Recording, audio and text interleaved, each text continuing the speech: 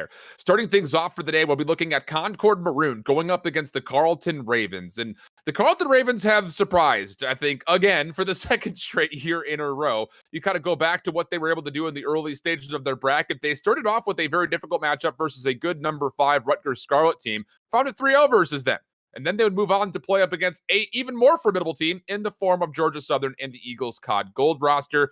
A surprising 3-1 victory there. And then to be fair, even though it's a 3-0 versus LU Esports, Laurentine, they looked great, to be completely honest. They played extremely well throughout their run, not just in the regional qualifiers, but also in the playoffs. But the big matchup was the one that happened last night, Visions. A battle in Canada, Humber and Carleton, all the way to map number 5, and an incredible ace from Lurid 47 to clean things up to get them to play here. That was 6 straight rounds in a row that they took in that last map. I mean, it just honestly doesn't get better than that. You could just see, just everyone being on the same page. And it was a simple fact as well that other people were getting involved. I mean, when you're looking at this Ravens roster, we're heavily talking about what Hawk and, well, in particular, what 47 is doing, because those two are just usually taking over. But I felt like we did get to see, some of those big moments. Like Struki, for example, was finding a lot of first bloods in that last map. And that was one of their weakest game modes for as far as the 3 that Carleton do have here for themselves. So the fact that people are getting involved, starting to find some of those big clutch plays, able to pull away with these dubs, is what you need, because you're going up against Concord, and this squad has been flawless through the regular season. They've only looked weak in towards Search and Destroy so far in towards playoffs. So these respawns are going to be tough. Yeah, that's the big kind of key, because when you look at what we've seen from the side of Concord, with the ability to kind of scroll up and see how their run has gone up. No, it's okay. We'll just go ahead and look at their stats here. 15-0, not dropping a single map when it came down to their regular season. And it's odd to sit there and say that Search and Destroy has been their weakest mode when they're holding a +5 round differential overall. But that's through the regular season. It does not include playoffs. And to your point, all of their map losses that they've faced so far in playoffs have been on Search and Destroy. The only team that they actually found a clean 3-0 against was Liberty Red, in which they actually kind of put him to shame. But the thing about it is, this Concord Maroon and Hardpoint, not only is that +70, 174 good, they put Alabama in the 10-point club and Liberty in the 22-point club. And then York, they put into 37-point club. I mean, are you kidding me? These guys have been able to put 100 points on, the 100-point club on every single opponent that they've played so far, especially in map number 1. So that's not great if you're looking at that from Carleton's POV. No, that's probably not what you want to see when you're checking over those previous matches, figuring out, all right, where are they strong at right now in towards playoffs? Like, oh wait, is that kind of real? I was actually not gonna lie. I was looking over some of those score lines this morning, Al, and I was like, wait, are those real? Like, I was actually questioning whether or not they were coming in. I was like, wow, that is absolutely insane. So when you have a team that's doing this, that means that they're able to snowball extremely hard. So that kind of puts a lot more emphasis on Carleton to come out here with, a really good start, so that you aren't just allowing them to be able to snowball and chain a couple of hills together and kind of build up that lead. Now, I think the good news here for the side of Carleton, as we take a look at their stats, is that Hardpoint is also one of their strongest game modes here. And we got to see a lot of what they bring, but it happens typically on some of the smaller maps where you can look to utilize people like 47 who can get a lot more in towards the objective and find some of those clutch kills. But 20-3 overall record coming in through that regular season. Search and Destroy obviously being one of their weaker modes here at 9-7, and they have struggled with that a little bit throughout playoffs as well. And then Control at about 11-4. So the respawn's very, very strong, but Search and Destroy still a lot of weaknesses that a lot of teams have been exposing them with. I feel like every single time that we've looked at this Carleton team in their head-to-head matchups in playoffs, at least I come into the table thinking that, oh man, this is going to be a tough task for them. Can they actually stand up to the force of, a GSU or potentially a Humber and now a Concord? And the thing about it is, we always look at that Search and Destroy 9-7 through the regular season overall. That's where they lost a lot of their series, was losing those 4 losses through the Search and Destroys. That's going to have to be an adjustment and a change. And to be fair, we said the exact same thing when they played Humber last night on Humber's best Search and Destroy map, and they looked great on it. 6 straight rounds, like you mentioned. So this is interesting. I think just to kind of see how this pans out, because I think normally it'd be easy for us to sit here and say, keys to victory for Carleton, you've got to take at least one Search and Destroy. But, in this instance where you've got Concord, who comes out swinging on their first map in 100-pointing club every single team they've played so far, it might actually be, wait, you've actually got to do much better in the respawn here, because you can't come out and get flattened like that and then try to hope to maybe take a Search and Destroy again, because the track record is not all that great when it comes down to that point. That's exactly the case. And we got to see a lot of, what Concord did when they got towards some of these tough matches throughout last year as well. If you remember, like they were able to get through these teams and really just stack up a lot of wins in a row. And a lot of them didn't really go the distance until they ended up going towards that grand final, right? They were doing a good job of winning those 3-1. So yeah, taking a map or two going in towards the start of this series, I think is really going to be kind of one of the keys to victories here for Carleton. You mentioned that search and destroy. We got to see something there because I feel like you can take advantage of this squad here for the side of Concord in their search and destroy as well, right? They're not necessarily extremely strong in it because of the weaknesses that we've seen here. I mean, we got a 6-3 loss versus the Lions. I went round 11 versus Ryerson there in towards their second map. And then we have a 6-3 versus Crimson as well. So, I mean, you can look to take these guys away. To me, it's just going to be coming down, I think, to both hard points that we do have for ourselves. And coming in towards what we do see for the map set, I mean, this is a little bit different for as far as what we did see yesterday as well. I mean, there was a lot of comfort maps, I think, that did come through there for the side of the Ravens yesterday in that series against Humber. Now we're looking at some of these maps here, like Moscow Hardpoint, for example, and then Express S&D. So maybe some maps they aren't as good on because they have to rely more on that backline. 47 isn't as leashed as much, so it can be a lot more difficult for him maybe to find those big openings that he's used to doing on the maps where he can be a lot more aggressive with a sub. Yeah, we need to double check these maps for 3 and 4 specifically because I'm looking at checkmate, not raid crossroads. So it should be a Moscow Express checkmate to start us off. And then a checkmate for the second hard point. Now, here's the good news as far as what has been taken off the table here. For the side of Concord, 7-0 on raid hardpoint, 10-0 on raid search and destroy, 10-0 though on raid control. There's no raid in this map pool. So I don't know if that was a set strategy coming out from Carleton. They did their research, did their homework, say, hey, we don't want them to play on that map overall. But if that is the case, good on you, because that's exactly where Concord have found the biggest amount of favor. Looking over to the Moscow, we did not have a chance to see Carleton play this map yesterday at all. But when you look at what they've been able to do in the regular season, their hard point has been, like you mentioned, the big backbone. The question just comes down to, can they find the same kind of success on a map like Moscow, which is much more wide open than what we saw yesterday, which was that Garrison that 47 specifically really took over in?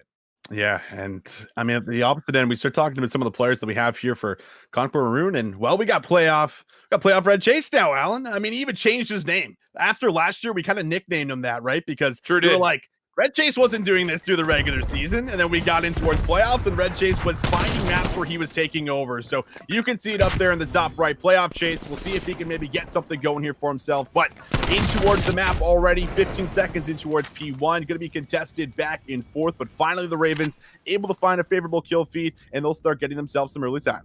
It's a really good first kill from 47 to clear off the street like that. You know that you've got a little bit of alleviated pressure from up top. That means you can actually focus on what's going on at the hard point itself. So an opening 10 seconds, not bad. Bernardo able to find himself a bench kill early on. 47 from Eskies, dealt with by Crit, and that's going to lead to an opportunity maybe for Concord to walk around, as Megatron will find a way through the cutout window, and it'll put some pressure on Carleton to have to respond spawning street to get back towards the backside of P2. Megatron is pretty low. He tries to slip away, but 47 not going to allow him to do that.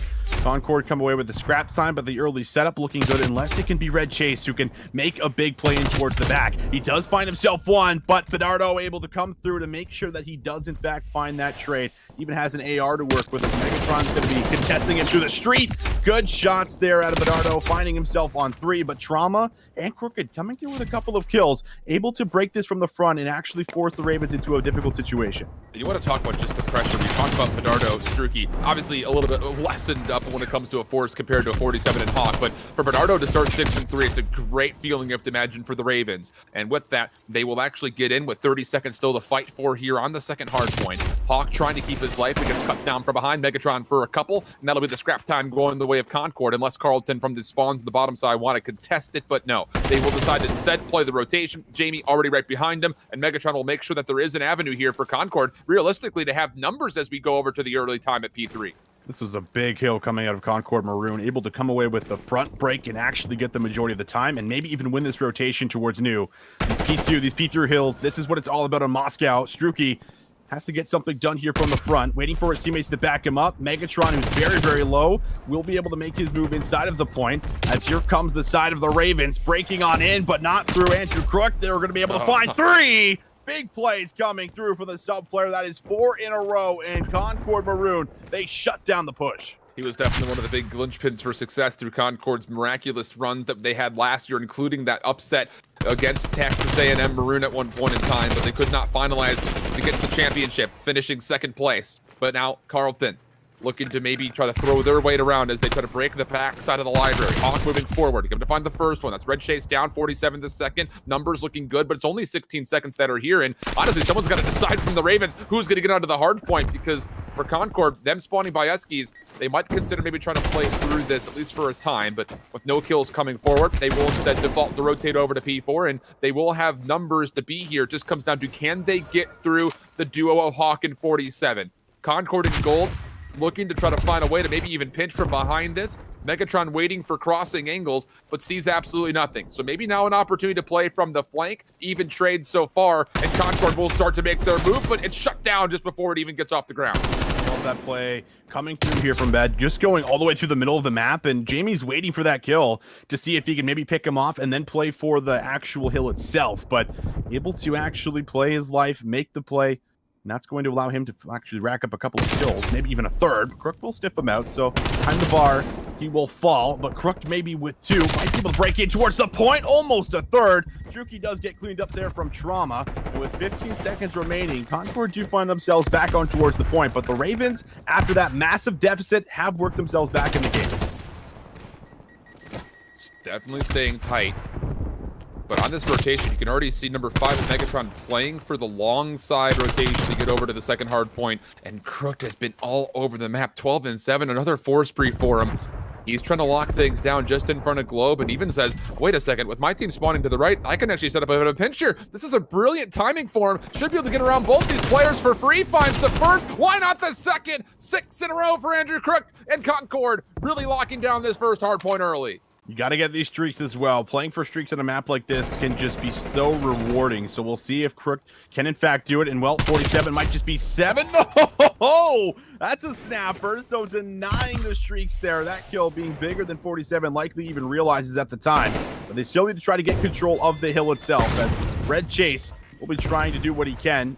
Contesting a lot of the time. I mean, he's doing everything he has to. Concord are in control and spawns for P2. So all this time you burn away is great. If you can get a kill, that would be fantastic, but not the case. We will see 3 players drop down, and now we look towards the rotation for next. Big win for Trauma right there. You saw number 6 of Red Chase. He spawned all the way back behind Gold. Long rotation that he would have had to make sure that they can get to the second hard point. But with those kills, look at it. Trauma's going to sit in the same position. Just read exactly how Carlton are trying to break, and they will be trying to make their play through the more traditional route over towards the apartment complex. Red Chase backs out after finding the first elimination. 47 looking for the follow-up, but unfortunate stun will push him back just a touch. 35 seconds at the hard point. Trauma and Strict meanwhile in the middle of the map, clearing off some pressure. 47, get off me, son, says Red Chase, and that's going to be enough for the first kill. Looking for a second, but Megatron, just a turret up top, not going to allow anyone to get through that apartment complex. P2 Hill has really been hurting the Ravens. I mean, this time around, they have to break it, and they're unable to do so. 47 just can't find that kill fast enough. So we take a look at the hill time that's gone over, and well, sure, they might grab maybe the last 10 seconds, but I mean, you even have Concord here to make sure they don't do that. So we have to look towards the rotation, and this rotation right now was a 2v2. Crook might be able to pull off the 1v2 in towards the back, but 47 denies him the opportunity. A massive kill to make sure that it will be Carlton in control of this hill. But this is where you need to actually get some time collected for yourself here. We haven't seen a stronghold, and it needs to happen here. Flood starting to make its way, not only through the middle, but they've already worked their way through the front. 47 can't challenge that, has to pick up the pinch. He falls. Crook for another one. Hawk in a little bit of trouble, as he will also drop. 4-man feed. Concord feasting on the rotation, walk right in and steal away the third hard point. Oh, that was what you did not want to see if you're the Ravens. I mean, another break. It's just Concord Maroon playing on another level at the moment here for themselves, and now you're feeling the pressure if you're the Ravens. 88 to 163. The scrap time might just end up going over as well. Trauma going to reinforce the back to make sure that all this time is, in fact, going the way of Concord Maroon. Going to get them very close to that 200-point mark. Trauma finding one on the rotation as well. Lining things up, gearing up. Here is the squad. Concord in towards next. This is another hill where you need to somehow win this rotation, but no one's here for Carlton. And a beautiful play to make their way across the map. Right back on the time is Concord Maroon. I don't know if this, I mean, this had obviously was a Concord map selection. And if this thought process was, let's put them into a system to where they can't play quickly, if that's the play call, it's brilliant map selection from the side of Concord, because you're seeing 4 and 15 from Struki. He has not been able to get set up whatsoever. And with a map with Bernardo going 14 and 17, he's actually playing extremely well compared to yesterday. But the problem is 47 and Hoff do not have the same kind of space to work with when it comes to getting to these hard points, and Concord is punishing. Streaks are going to get called in. Crook clearing out the front. They've been able to put everybody they played so far in map 1 to the 100-point club. The next victim very well could be Carlton if Concord can soak up the scrap and win this rotation to noon. Oh, it's truly looking that way. Everyone's just frying, and it is just too overwhelming. Looking at what could be another rotation 1 as 47's trying to play off the exits from the P4 hill, and he will be dealt with. Struki in the middle of the map, able to take up Megatron pretty low. He's on 4 in a row as well. I think you still have a cruise missile if you need it for as far as these future rotations around some of the money hills on P2 and P3. But P1 can still end things now, but Federo able to play his life. That's going to put some pressure on towards the Concord boys, but Crook able to answer back with 1 as he waits patiently to make his move in towards the P1 hill. 100-point cup is come and gone. Goodness gracious, Crook with the long-range shots. A lot of damage done, but can't find eliminations. Got to be under red chase. Able to find the first, but 47 just too good in these gunfights. Walking around like a giant, I imagine, every single time he finds a 1v1. So Concord starting to pull things back. This has been a very clean first hard point for them. You've got Concord Maroon, the Mountain Lions, spawning over to topside Eskies. They're going to have to work their way into this, and well, they do break, but it's not enough time for them to win here. Playoff red chase moving quickly. That's enough to force Carlton to spawn out, and the timing for Concord Maroon, picture perfect, flawless. They just need 14 seconds. Oh, it doesn't get any better, man. It's just so good. Concord Maroon here to maybe end this map number 1 in the semifinal for the winners bracket. What do the Ravens have left? They try to break on through, but here comes the Streaks. Looking for the cruise missile. Struki will go down, slows down the missile, looking to weave it in towards the middle of the map. Doesn't find anything, and well, Concord still have to win maybe a couple of battles up front. Last second contest there for the trade, but in the end, Concord, they will hold on, and they will seal the deal in map number 1. It's just too brilliant, honestly speaking, here from the side of Concord. I mean, when you get participation from Crook like you do early on this entry SMG where he found multiple multi-kills in a row, I don't know. It's just going to be one of those things that I don't know how you deal with that. So the 250-124 here for Concord, like you mentioned, not quite the 100-point club, but still a dominating performance. And I just have to go back to the fact that this is a brilliant map selection from the side of Concord. Carlton loves to play quick. They love to play fast, and they need to get 47 and Hawk into positions to where they can finesse to not just win hard points, but also rotations and also spawns. So when you've got all of that kind of being tasked up, why not throw them onto a map where the rotations are long, the areas are open, and you have a chance to get those trades a bit more easy? Love that map selection for Concord, and it pays off in a major way for them to find the first map win.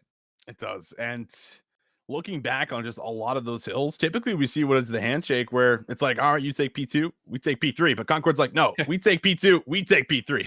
Yeah, it was them winning every single rotation, right? It's just the control that they have on the map and everything that you just framed up there, Alan, for as far as the pressure from the entry SMGs along with the backline, everyone playing beautifully with each other. And that's what Concord is used to doing. They're used to coming out in this map number 1 and just setting the pace, setting the tone. And you are now forced to bounce back here in Carlton, and you're going in towards your weakest game mode. And well, you can say the same, at least for Concord. This has been their weakest game mode as well. So maybe we don't know what to expect because Concord actually hasn't played too much Express Search and Destroy for as far as the regular season. Now, it wasn't necessarily there to begin with at the beginning, but they haven't got maybe as many reps. And I think that's maybe so the idea here for Carlton for as far as let's put them on something that maybe they're not as comfortable with, and we might be able to come away with a win going in towards the second map to tie things up.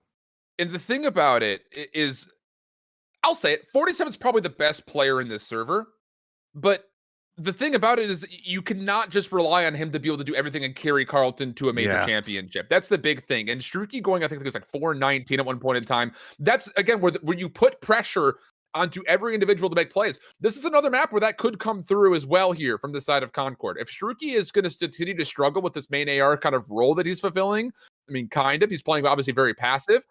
Right. If he can't find those opening first bloods like he did last night versus Humber, this could still be a very good map selection when it comes to Concord trying to eliminate the ability for 47 to dominate a map. But We'll see, because we said that about him last night. He still found a way to do it on a map like Checkmate. And this time, Carlton starting things off offensively, is going to move very rapidly over towards the top side of maps and potentially execute onto the A side, pending they find good information. Yeah, they will, but Concord is here with 3 strong, so they're ready to shut this down as soon as we see the Ravens make their move. Hawk up top, he's searching for the information to try and just figure out where some of the locations are. A little bobbing and weaving happening in between the sites. You have to imagine that is being seen here for the side of Maroon, but it will be Hawk. He finds that first kill. Red Chase not going to be good on the flank. This is going to put a lot of pressure on the Concord as well. Crook will find one through lockers. Wants to see if there's a second, but the bomb is rotating over to B. And at a certain point, the mountain lions of Concord are going to have to consider the rotation because nobody is over here whatsoever. The other opportunity would be, hey, maybe we just play a retake through the middle of the map, which it seems like they're okay with, because here comes the rotation from Megatron and Trauma. Bomb planted, set up for lower info. Megatron on the way forward. Sees Struki. Shots will not connect. Struki, good pre-fire, but can't finish the kill. Megatron down to 10 HP. 47 says time to go. Finds the first, grabs the second. Just down to Crook for a 1v2. He's going to get Hawk for free, but can he take down the raid boss of 47? 22 seconds for the 1v1. First shots will miss. Sees him back away. Takes the second challenge, but runs out of ammunition. Has to go to the pistol, but 47 playing. The clock will back away. Gets the shoulder. Says, come chase me if you'd like to. Carlton take the first offense. 47 coming away with 3 in the first round. And, well, I guess our answer has come for us, Alan. I mean, we'll get to see another look at it, but it's this play. Opening things up. They try to hop on the bomb, thinking they can get away with it, but 47 will have none of that as he finds both of those kills, gets away with the round, and putting up 3 with the objective score on top of it, doing everything he can to make sure that the Ravens have a solid chance in the Express, and another beautiful rotation being made and just leaving Concord in the dust on that A site. Aggression being set up here for Concord over towards A, but Hall 47 wants to take him off guard and does. That's the bomb carrier down. Trauma looking for a trade. Will be able to catch Bedardo. 47 is still alive, and he will absolutely chase that. So 5 kills in a row for 47. Bomb down in a 3v2 situation favoring Carlton overall. See if Crook can make a play. Could catch Hawk off guard, but Hawk slips away just out the window in time. So now that position is going to be, of course, known here for the Ravens, and Megatron might be the one forced to make a play, but he's kind of watching the flank for a push through. 47 going to go searching, seeing if he can maybe bring home a kill. And it's Andrew Crook in from behind. He could get really good timing. This could be a chance to line up maybe 1 or 2. He jumps up top. Don't think he meant to. Hawk gets the trade, and now all up to Megatron. The bomb is down in locker still. He's going to have to play for these kills. There's really no chance he's going to get to this bomb and then get a plant off. He'll catch Struki for 1. Hawk right there for the trade. Brilliant play from him. I'm not gonna lie, it's kind of using Struki as bait a little bit. It's just like, Struki, you go find the information and I'll just clean up afterwards. It's kind of what you have to do in some of those moments, I feel like, and kind of play to your strengths. That's right, play to your strengths, and well, that's what 47's been doing too. I mean, this map sure has some long-range engagements, but 47's been doing a good job of finding the close engagements where he can really utilize his pressure, finding 5 and 1, and well, I mean, this is another example of what 47 and Hawk do to this Ravens team, where they have 8 of the kills here for their squad and are just doing what they can, and that allows them to pull ahead by a couple of rounds here. But back on towards the attack, the Ravens will make their way in towards lockers. We'll see if Hawk can kind of set the tone here. He's got a sub in his hand. He's usually running that Krig, so he will be looking to get a lot more aggressive and maybe might look for an early plant. He also is the one carrying trophies here, so he'll check. It'll be 47 who tries to keep any incoming utility safe by way of trophy. He's going to instantly plant. Crook is here to try to watch for exits, but he's not going to get here in time. Hawk, first one up, gets the kill. No problem. 4v3 early numbers again for Carlton, looking solid so far. Trauma looking to find a way to retake. Megatron working through the middle of the map, and Red Chase through trains. Someone's going to have to find a kill. They do see Hawk scouting him out, and Trauma finds one simultaneously. The read from Megatron, able to take down 47. It comes down to Struki. 1v3, bomb being defused. Struki, are you going to get here in time? Oh, yes, no, pardon me, he won't. I was going to say for a second, maybe, but not quite the case. Decent try. Very close, and this round is just patience out of Concord. Megatron finds that first kill and then reads 47, expecting the challenge to come through, and despite being tagged with a bullet or 2, he finds that 2-piece. That is enough to pretty much open up the rest of the site for them to come on through with the numbers, and Struki unable to get there in time to find the kill on towards the diffuser. So Concord Maroon, they'll get themselves here on the board with an excellent retake on towards A. All the trophy system denies all this utility. Concord also tagged up similarly so. 47 not even needed this play as Bernardo finds 2. Crooked in a bit of trouble. Him and Megatron literally sitting bottom side where there might be an opportunity to catch Hawk here. I was just going to say the timing could be good. They also see Bernardo, but the kills are still not here yet. Crook pushing forward. Oh my goodness, tough kill apparently. Gets the reload off, but Struki, no! Struki could not find the kill under Crook at low HP. Tragedy striking for Carlton, and Concord pick up the bomb, and they've got a 2v1 to work against Hawk. I mean, what was a 3v2 just falls to pieces. No trades come in, and Hawk now forced to go big. Can make his way over towards the site here on A, where you're going to expect a close setup likely here for Maroon, just maybe playing back-to-back corners, playing off each other for a trade. And looks to be both players getting up top. Hawk, that might have been heard as he jumps inside of the train. Crook's ready and waiting, brings home the kill, and Concord Maroon, they respond with 2 rounds of their own. It's just such a fold. I mean, this opening rush from Carlton looks so good. They deny all of the nades coming in from Concord, and in response, they send out a handful. That's just a gunfight you just need to win, Struki. Crook down to a sliver of HP, doubles down, and that play right there is essentially what wins the round, giving the numbers back in favor of Concord. So as you mentioned, 2 rounds in a row. Red Chase is still searching for his first kill. And Carlton, on this offense, looked like they maybe just want to try to bait out a little bit of aggression from Concord, which they might be rewarded with. You've got Red Chase by himself in Ticket, and you've got Crook by himself or by Lockers. There would not be much of an opportunity for instant trades here based on the setup that Concord is putting together defensively. 47 has also slowed down considerably, as he was 5-1 now. Last couple rounds hasn't slowed down too much, but this time around, Bernardo finds that first blood. Andrew Crook a little bit too far forward, will be punished for the aggressive play, but this should give information over towards Concord. They have some numbers by B, and without seeing anything happening over there, I imagine a couple of them will start to make the rotation. That is the call here. So maybe all 3 players looking to rally together from their side of the map might play slowly for a retake in towards A. You would love to find 1 kill on the execute or the exit from this play at A if you're Concord.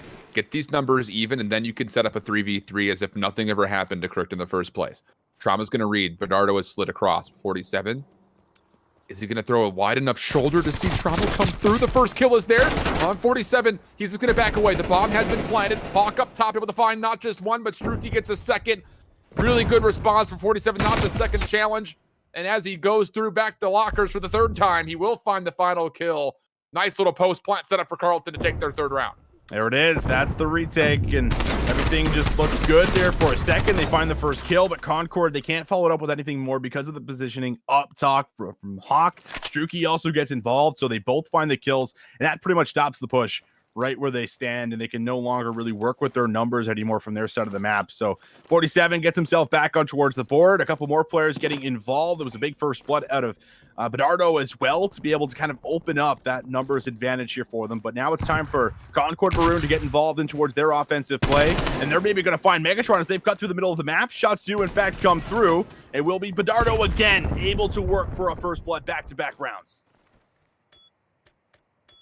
Red Chase does get the bomb planted.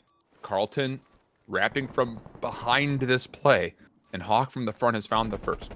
47, quick pinch through the train, good for 1. Tagged up pretty low, can't take a second challenge. Trauma also not going to have the time to get a trade. Waiting for 47 to come through, and Bernardo's just going to hop on for the defuse. 47 playing around with this, takes the challenge. Trauma finds 1. Is he going to check the bomb though? No, he will not. Bernardo sticks, and Carlton, they bounce back with 2 straight rounds of their own to go up 4-2. We got to give some praise to Bernardo. I mean, this man has a lot of pressure here to step up and be able to compete with the best of the best, and he's really been bringing it the last couple of days. I mean, this entire playoff run, he's really been involved with this Ravens roster. These last 2 rounds, he finds the first bloods to be able to open up these man advantages, and it's just him sticking the bomb and saying, listen, I know I have the time to be able to get this. You're not going to get here in time. I'm going to stick it. I'm going to get us around. The Ravens now find another 2 rounds in a row. This puts them up 4-2. They're back on the attack where they're going to go towards their A hit like they've been doing just about every offense so far. but it is still a bit more passive than what we saw in the opening portions of this Express. Crook this time still playing aggressive, but look at the help that he's going to have this time from his other Mountain Lion friends. Trauma, Red Chase, down low, through lockers, slowly clearing. And Bedardo's just waiting. Timing good, brilliant first blood. Also scouts out that Trauma's there. Careful with the teammate. 47 will stay alive through it, but I thought for a second there was a chance that he could put it in his back pocket, and that would have been a team stick. 47 just dodging all the nades right now, but you got Crook just waiting for 47. So Mantle through that window. Here he comes. There's the kill. Trauma finds Hawk. Bedardo and Struki got to get some work done in the 2 versus 3, and they're very low on time. Concord have stuffed this A hit with a stack, and now you have to try and get in towards the site, find a couple of kills, and drop the bomb. Bedardo's going to make some Mantle sounds here. Crook absolutely ready for it. There's the first, there's the second. Calculated approach from Crook. He even went to the reload knowing he had the final shots here in the second kill. It is just, I don't know how you could potentially deal with him in that position. Definitely one of those earn your stripes moments, though, for Bedardo and Struki not having 47 or Hawk around in a 2v3. But Concord able to bring this back to just a 1-round differential, and Crook has broken past the 10-kill threshold. He's 11-5 on 3 in a row. Oh, what does Concord have for us? What do they have up their sleeve going in towards the offense? Because the last couple of rounds have not really swung their way, and they haven't felt really comfortable, and it's come off the back end of a lot of first bloods. But you can see just about the same thing happening on towards the minimap here for the side of the Ravens. They're going to push through A, look to maybe catch Concord off guard, and the timing here could be really interesting. Hawk could find the kill. That's also the bomb. So Red Chase has fallen. You have 2 players here. Everyone's trapped in towards the back. Andrew Crook does land a beautiful nade and a second, but the nade stick comes back on him, and we got ourselves a 2 versus 2. Sticks all over the place. It's one of those sticks and stones may break your bones, but Semtex always kill you. One of those things. That was good. Megatron in the back wants to see if Carlton's going to continue to push through terminal. They were thinking about it, as Struki is essentially on a leash with 47 saying, follow me, son. Let's go find these homies. But Concord's patience will allow them actually to have some pretty favorable timing to get over to B, but they need to get here quickly and try to get this bomb planted, because every single second that starts to fade away is a moment that Carlton will be in position to contest this B bomb plant. Does 47 see any information is the real question here. I think so. The answer is going to be, actually, I don't think he does, because he's only watching the left, and Megatron takes the long route. This bomb will be planted, and it's going to have to be a 2v2 retake from Carlton's POV. I think he saw Megatron there before he wrapped all the way around. He might have saw ahead, so definitely knows, but the bomb's already down, so you know for sure. Struki can't win that battle versus Megatron. And 47 going for the clutch king, but Megatron with the outplay, the movement, everything in between will find both kills in the end to tie things up at 4. The timing of this jump peak is flawless from Jamie Megatron. Hello, goodbye, 47. Just barely not good for the kill. The timing of that, though, I mean, there are a couple of ways you can play that. I feel like a lot of players would just sit there and hold down the trigger and just hope that they connect enough shots, but not Megatron. He knows that second challenge is coming, takes the jump over the top, and a little extra finesse over 47 to tie this game back up at 4. Aggression now over towards B from both sides. Trophy systems will keep both sides safe initially. Bedardo looking for first blood. Good help from 47, but it's traded back by Megatron, who was able to help find a second and a third from Crook. Down to 1, Bedardo 1v3. He survived through this initial push, but this is a difficult situation to be sure.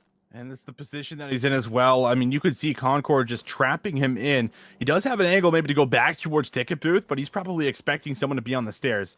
You have Andrew Crook in towards the back. He's watching over the back spawn, and even to pick this up as well, will be one more player. But Megatron does get tagged up, so now they know for sure he is stuck in Catwalk, and got about 40 seconds left. You have to take a challenge somewhere. Whoa, there's a player to his right. He doesn't see him.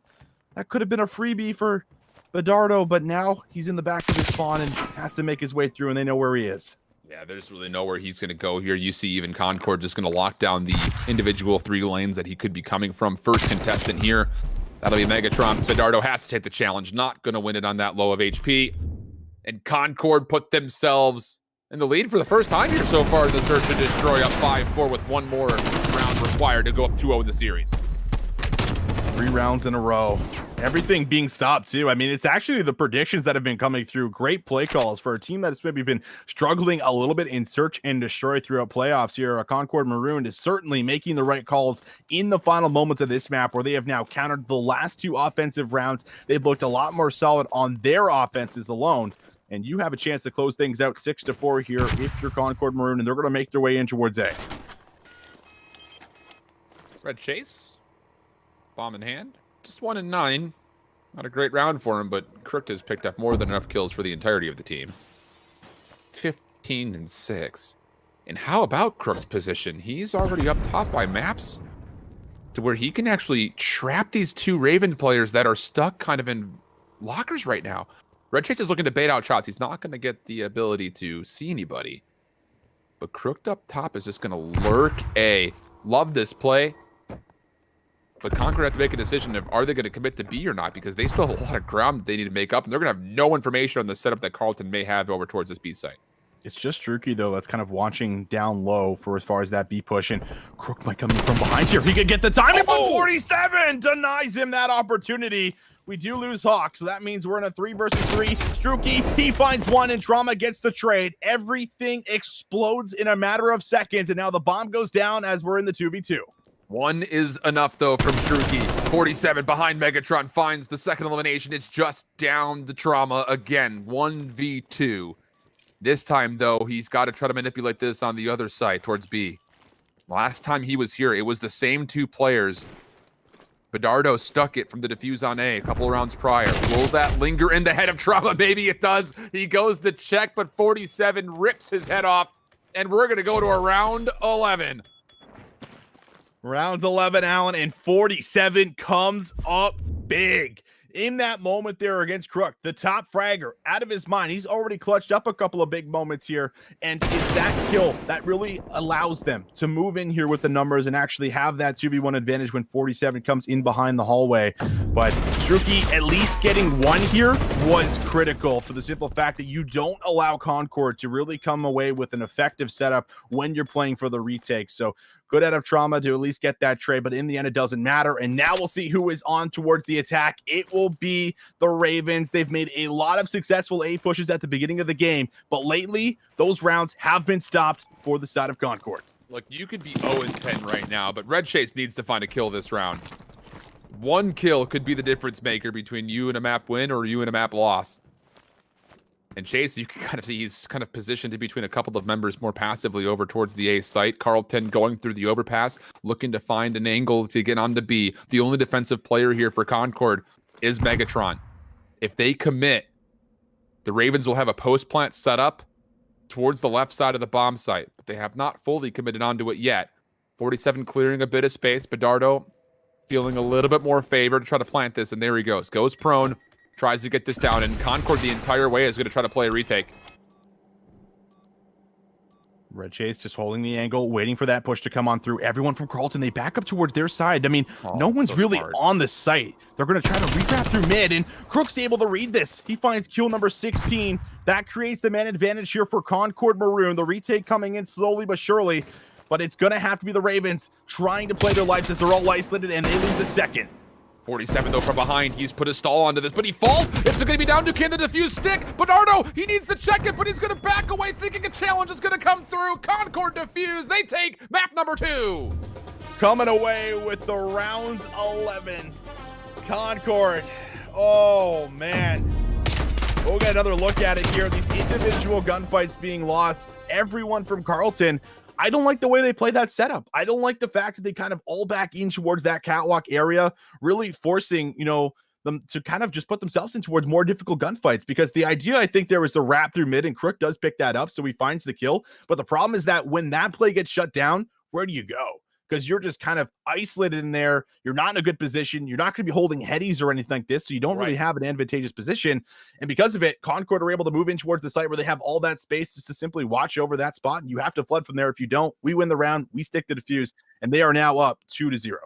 Up 2-0, looking pretty solid through the hard point. The search and destroy required a bit of a comeback effort, but they were still good for it. Concord sitting pretty at 2-0 up.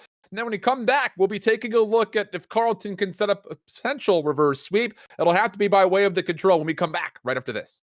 Since back there, friends, Concord Maroon enjoying a 2-0 advantage over the Carleton Ravens here in the winners semifinals. It's a checkmate control that we'll be going to next. And I think the big key here, Visions, is the simple fact that, yes, we did say that across raid, Concord is incredible. On the other foot, you do have Carleton, who's been incredible on the Garrison control. Not a lot of experience in the regular season playing checkmate. And, well, my final point to this is the fact that Concord's second best map and the only other control map they've played the regular season was checkmate. So they're still flawless on it, but who knows? Maybe there's a bit of vulnerabilities that we haven't seen yet. That's right. But yeah, it's really unfortunate that Carleton's best map is Garrison, and it's the simple fact that it's just been vetoed out the entire season long, here for the side of Concord. Yeah. So not even going to give them a chance to kind of play on their best map here. So that does, suck a little bit here overall. But yeah, you have to come in with a lot of what we saw on that map one yesterday against Humber, where Hawk put up a big 40 kills, because you have to heavily outslay these guys. And you're looking again kind of to see what Struky's going to be able to do with his AR, since he's running it here, alongside Hawk. At least he was in towards yesterday when they were kind of bobbing and weaving around like the 2 or 3, I think, switching on and off throughout the map. But that's really where I'm kind of looking at, all right, you have to match this backline pressure. And at the same time, you have a lot of explosive players on the side of Concord Maroon that understand when they can kind of take advantage of certain areas on towards the map that could be really punishing for a team that's pushing on towards offense here. So I'm a little bit worried for Carleton. They're down 0-2. They played a really close map that went all the way towards around 11, and they fell short in something you feel like they really had to take advantage of. So now they have to do it in the control to start off this reverse sweep. Need to see Struky have the same kind of performance that he did versus Humber yesterday. That's kind of where I'm mostly kind of taking my focus, because we've seen great stuff from Concord across the board. Maybe not so much from Red Chase and the Surge and Destroy, but he played very well on the respawn for the Moscow Hardpoint. We've seen obviously great things from 47 and Hawk, but Dardo is playing at the same level, if not better, than when we saw him last night. Yeah. So it just the last piece of the puzzle for Carleton to come back into this, I think, has to be Struky first and foremost. Yeah, there were a couple of dicey engagements on the Express Search and Destroy. That could potentially have given you a round or two. Did not play very well during the Moscow Hardpoint. If there was ever a map mode combination for an AR to show up to, has to be this checkmate control if you want to try to find a way to get this reverse sweep off the ground. It's got to be here. And looking at it overall, I mean, 2-2 on it. So Carleton have put it a couple of times, but this certainly is one of their weakest maps of the 3. And you're almost looking for 47 to do what maybe he did a little bit in that checkmate yesterday as well, when he was just having those moments where he was going on sprees, whether that was the S&D or whether that was the hard point. He was finding a lot of favor inside of the plane, and he was contesting that. Now, I feel like the player that he's probably going to be fighting up against the most is going to be Crook, and Crook just came off of a massive performance in that S&D, right? Like, he was actually destroying 47 in some cases, and 47 got back at him a little bit too, bottom lockers, but he is matching that pressure right now. He is picking up a lot of the slack right now for maybe some of the players that aren't necessarily holding, even like Red Chase did in towards that very last game here for us. So that battle that's about to take place here between 47 and Crook is really going to be the one that we watch for the most, because whoever gets the best of who is likely going to be holding on towards that playing control. And well, we all know on checkmate, if you're holding the playing control, you're just going to have more windows of opportunity to make moves on towards the map. And the thing about it is, as much as we continue to talk a lot about what happens inside the plane specifically, that is not going to be simply enough to control that B zone. Because one of the things we've seen largely when we see a team's kind of finding more recent success on attack when it comes to that B zone, it's actually being able to control that outer lane just down below B to make sure that you're funneling people into the plane that you should be having control to. Because we've seen a lot of retakes just come straight from front wood and then just get there to contest. And that's enough time and space to allow the defense to recover. So that's why I look specifically at what these ARs are going to be able to do here for Carleton, because you are the ones who are going to have to lock down those lanes to make sure that if you do want to find success at B, there is no chance for easy contests to come through from the defensive side of things. So we'll have to look and see, wait and see. And let's be honest, I would not be surprised to see 47 just essentially going and challenging everything to try to get into backlines, whether that's on offense or especially on defense, which is more often when we see that kind of occur. But it just comes down to, can he find that space? One of the things we talked about yesterday was the fact that Hawk has been running kind of that more of a AR flex style role. And at times he just pulls out that Krig to help Andy get forward. He just wants to help get 47 into a position to where he could cause havoc. And then obviously the focus can change when you get to that point. It definitely can. And I feel like here, there is actually a couple of, decent performances in towards control. Bedardo, first off, I mean, this is actually, Yes. one of his better game modes for as far as what he brings at 1.77 KD. So he's doing a lot in towards the control here for us, along with Hawk, who had that outstanding performance yesterday in some of the respawns. He's also hovering up there around about a 1.65. So you really need that. And I think in some capacity, 47 likely feels like I got to be the guy to make the plays. And For sure. that's where we've seen, I think, Andy maybe really strive to either take over the map or things slowly fall apart because he's unable to maybe find those constant multi-kills. And if he feels like he's not doing it, he maybe feels like he has to kind of force that play ahead of time sometimes to be able to make up for maybe the lack of slaying that might be taking place on towards the map here. So there's a lot of eyes on him, but I do know that when 47's in these moments where he's down 0-2 or he's heading in towards those round 11s, those high pressure point moments, that's where 47 typically performs the best. So for anyone that's just writing off the Ravens coming in towards a game mode where Concord look great, they're solid, they haven't lost on towards it, don't count them out yet, because we know they have a 47 in their back pocket and he can just unleash at any given moment. And look, we're saying that from experience because we've said that as well. We've sat there and essentially write the check to the opposite side saying, I don't know how they can single-handedly take over maps, but they find a way to do it when their backs are up against the wall. So that's definitely a potential and maybe even more a likelihood than just a potential of seeing that happen. Just a reminder that there are multiple strips that are going on right now as we're trying to cover through some makeup matches that we went a little bit later than anticipated from last night. You can find those matches both on the College COD Bravo stream as well as on the Charlie stream. I'm pretty sure Illinois and Alabama are about to start up on Charlie here in the near future. Ryerson and UNI, they are already in the middle of, I think, their third map at the moment. So definitely more action to be covered. We'll be moving forward into the bracket after this, kind of watching over a number of other matches that we still have to get to. We'll be going down to the lower bracket after this, taking a look at what's happening in lower round 8. All these teams right now, I believe, are actually confirmed to be in the money, but it just comes down to getting to the point where we can get to those grand finals that'll be happening later tonight. And, well, Ottawa Gold already waiting in the winners finals. Winner of this one would be going up against them later on this afternoon / early evening. So I believe we are trying to load on in. It'll be a checkmate control as we've continued to frame up so far. And you have to get a good start here for Carleton overall. You will be looking at this from the POV of the defense, so maybe a bit of favor there. But 47, well, good help from the nade as he was tagged up a little bit low, but he keeps the B zone safe initially from Concord's initial push. The Ravens here able to stabilize, but a couple of kills coming for Crook, so he's now able to still contest this B zone and maybe even work for that first tick of progress. Crook will hop off just for a quick second, wants to try and play for a couple of kills, and Hawk might be one, but with the snap, he's able to shut him down. Bedardo also with the second. But as you see them just shift over towards the right side of the map here, they're on towards A, and they've been able to lock in that first tick of progress. It's only one tick of progress so far at both of these sites. 47 being pressured. Good help from Struki. Okay, good start for the kid. 2-2 overall. Staying par with where Hawk has currently positioned himself. And then Bedardo is actually running a third AR. So this is a 3 AR defensive setup for Carleton. And here's that penetration that we expect to see from 47. As AR's get a couple of kills, he moves aggressively forward. And now it's just down to, can you farm a couple of kills off of spawn? He's already put a little bit of pressure down. It'll slow Concord dramatically. The red chase, as he finds a first kill, actually decides to back up. They need help dealing with 47. Going 1v1 versus this guy's not going to get the job done. You can't do it. You have to make sure you're sending two, because he's going to do things like this. And he's going to get a regen, and guess what? He's going to be ready to take the next fight, or maybe he doesn't even need the regen. 47 says, I'll take the gunfight. It doesn't matter. 5 in a row for him. 14 seconds left on that clock, and Maroon Concord still have to worry about the 47 that's just absolutely running around in the spawn, in his playground, in his natural habitat, still alive. Can he get 7 for the streak? Just about. We will see a stop on towards the clock, but it's only for a second. And with the pressure out of the kid, that is enough for the Ravens to come away with their first defensive round. Got to give credit where credit is due. The only way that he gets forward is because Bedardo, Hawk, and Struki find those 3 kills just before he makes this move. So, I mean, what? They only give away, I think, like 11 or 12 total deaths in the round. And 47 just a kill off of streaks, getting into the back line early. It's a perfect start for Carleton. That is an incredible gunfight win versus Crook as well.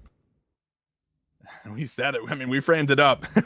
And he's here. He's delivering. 8-2 start for him. Bedardo, though, also, he's putting in some work. He's got 6 objective score as he's 8-5, doing what he can. But this is where things get difficult. It's your offensive rounds that you have to try and make something happen on. And, well, we know with checkmate, that is not an easy task.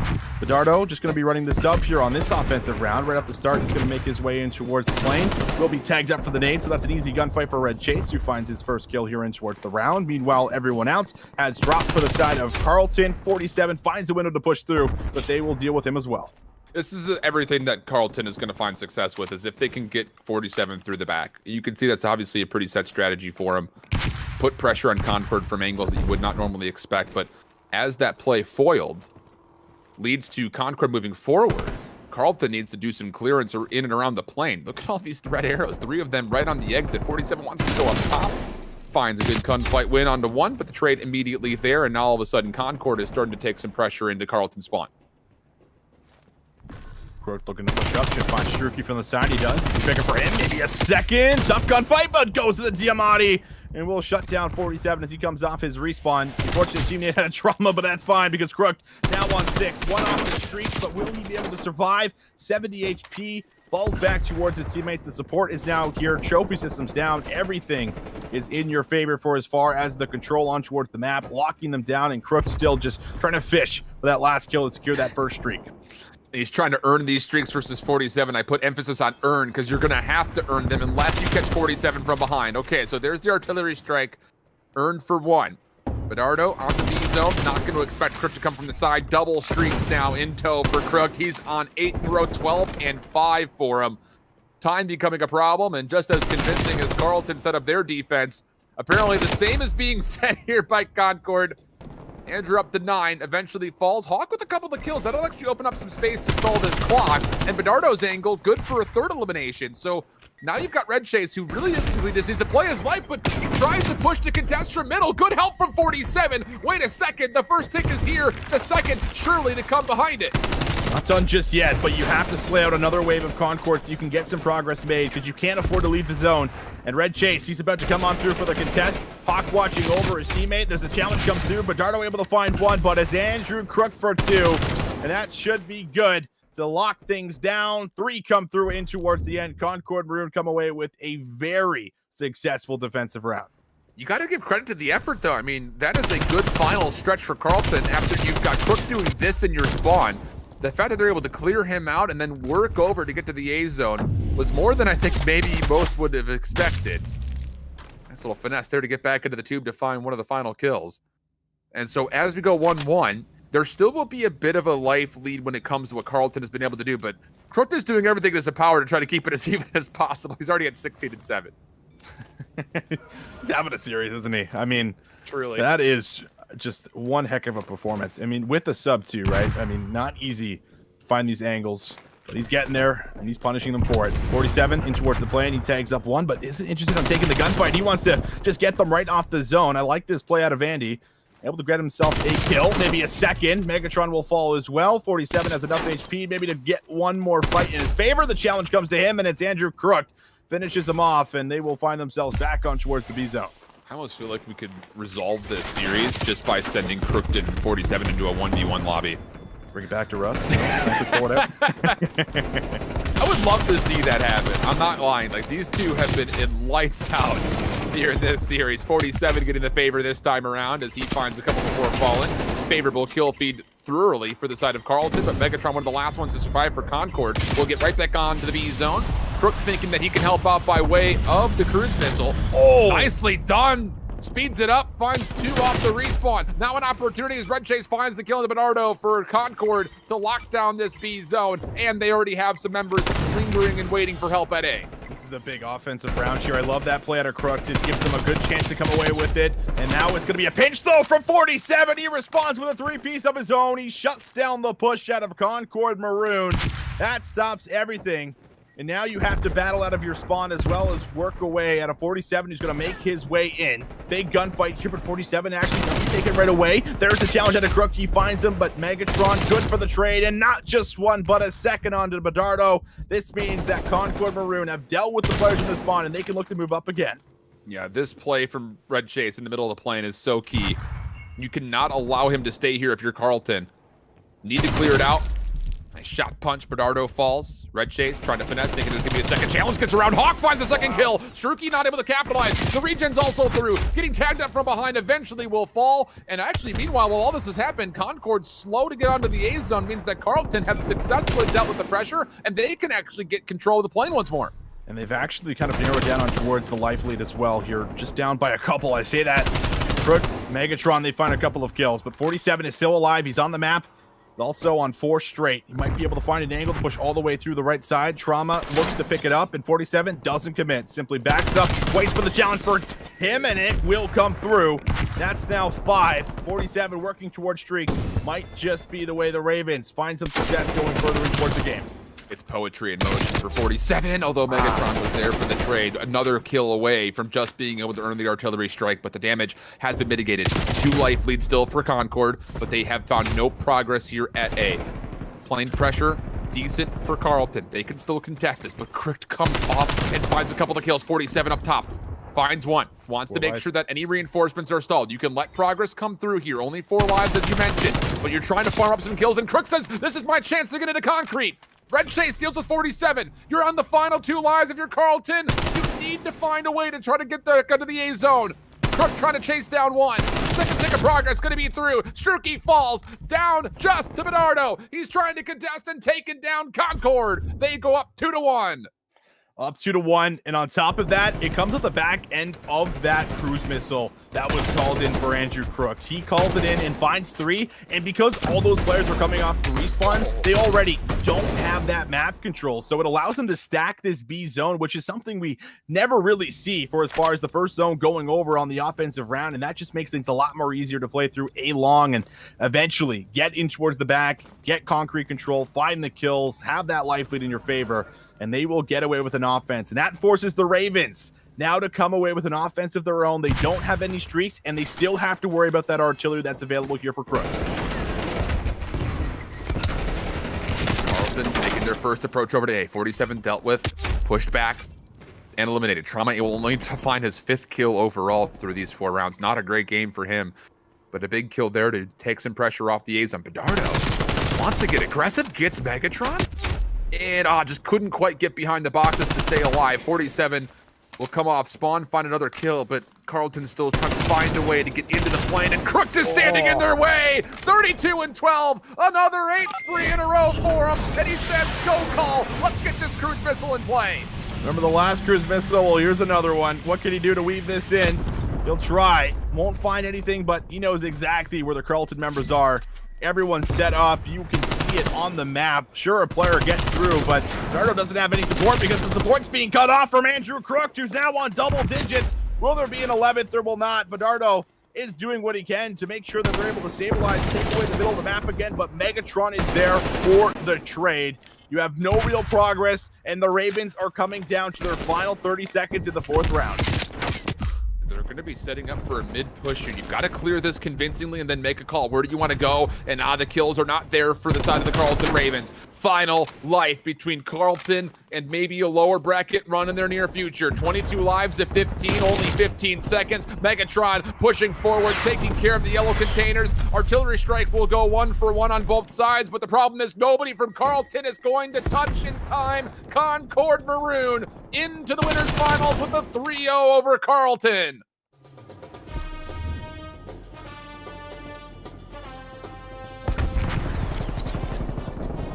Over Carlton here, and did they ever bring it? But you got to call out one player in particular that got the job done and had a lot of big moments. Crooked getting the streaks, going on multiple sprees, 10 there near the end in the round number 4, bringing in the cruise missiles, the artilleries, you name it, had everything he needed to make sure they had the late game insurance to lock that one away. And that is a very terrifying Concord Maroon moving in towards that winner's final, Alan.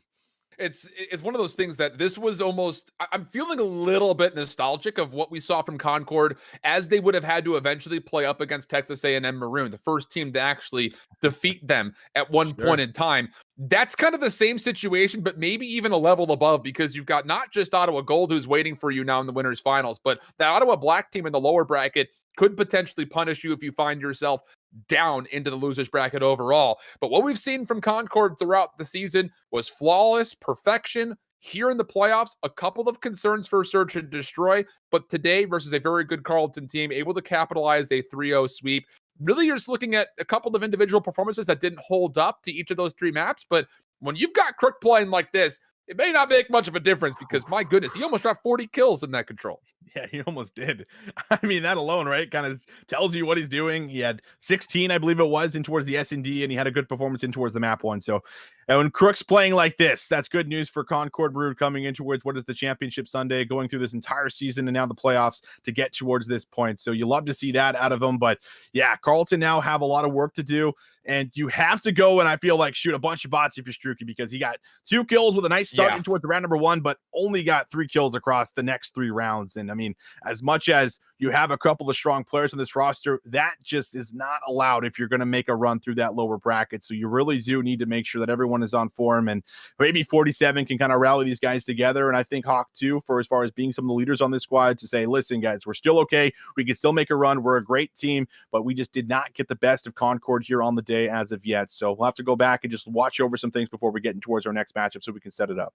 Which is going to be the winner of Ryerson versus Northern Iowa Gold. Take a look at the bracket to see how things kind of fared on the top side here. Again, you see the 3-1 that Concord was able to find versus Bama yesterday. They come in for a 3-0 here versus the Carleton Ravens. Before that, though, Concord really did have to go through a little bit of a gauntlet here because you're going up against a good Ryerson squad that we continue to mention that they have played extremely well so far. But those ones, that the 3-1s that they've had, all of those were search and destroy losses. Do you feel maybe a little bit more positive about what Concord is able to show with that 3 rounds in a row to go 6-5 win over Carleton, as maybe they've corrected some of their mistakes? I mean, I want to see it on a couple more maps, but I did feel really good about the Express because they actually countered a lot of plays. Like if you remember, it was, I think a couple rounds in a row, one when Carleton were up 4-2, and then it was a play call for them defensively that shut things down on A, where they triple stacked it and just really played in towards, what was working for the side of Carleton. They shut that down, and then the round after on their defense, they also made the play call to then 3-stack B, predicting what Carleton were going to do again. So I think a lot of it has come down to whoever's making a lot of those shot calls is really kind of playing the factor for as far as why those S&D rounds were going really well and how they were able to work back into it. So I would say ultimately I'm feeling really good the fact that they were able to clutch up around 11, because that alone brings them individual confidence as a team going in towards those future S&Ds, knowing that they finally closed one out, and they did it in what was, really close fashion coming down to the wire. Indeed. As we start to go down to see how Carleton has fared again, that map 5 win last night versus Humber, an incredible series of honestly very competitive 3-0 versus Laurentian University in their round prior, and then that big map 4 win versus Carleton, but it does push them down to the lower bracket.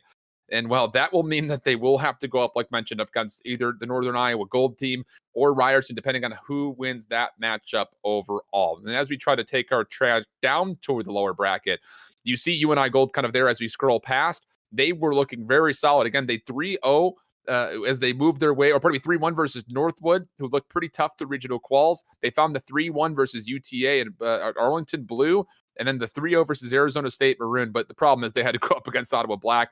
Not an easy opponent, to be sure. And well, we've seen that matchup before, and it wasn't close the first time. It really wasn't all that close the second time either.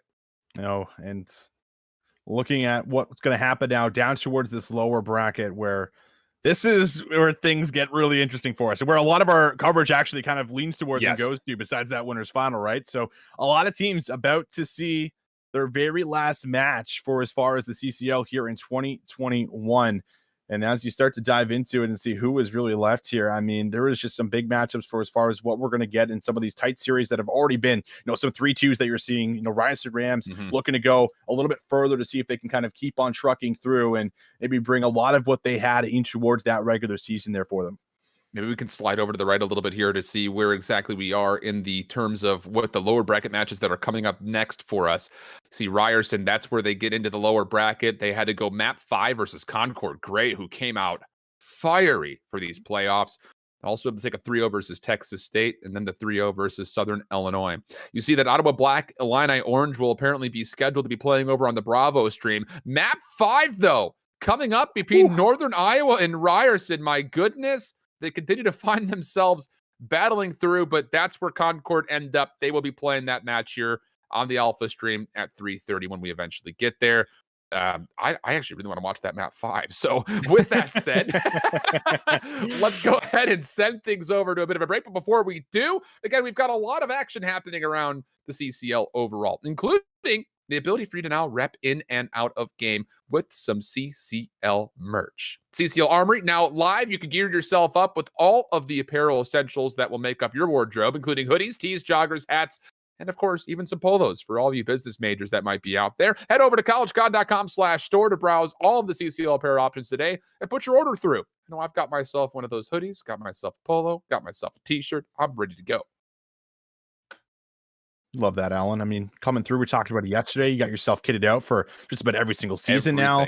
No, we love the sweats, or we love the the sweaters and the shorts. Like that's I think one of our go-tos. We're a big fan of that. So we gotta rock that out too as we get in towards spring, So yeah, it's great all around the board. Make sure you guys are going out there and getting yourself some of that apparel for us because CCL, man, it's taken over, Alan. It's been great. It's been a good season and it's only getting better. Every single series, it's getting better and better here for us. And at the end of the day, well, we're gonna have to crown ourselves a new champion. That we will. Again, coming up next on this channel will be Carlton playing up against the winner of either UNI or Ryerson. But we'll be on a little bit of a hiatus and a break while that match has to finish up first and foremost. So we'll go to a bit of an elongated break here. We'll be back with more lower bracket action in the final day here on Championship Sunday right after this.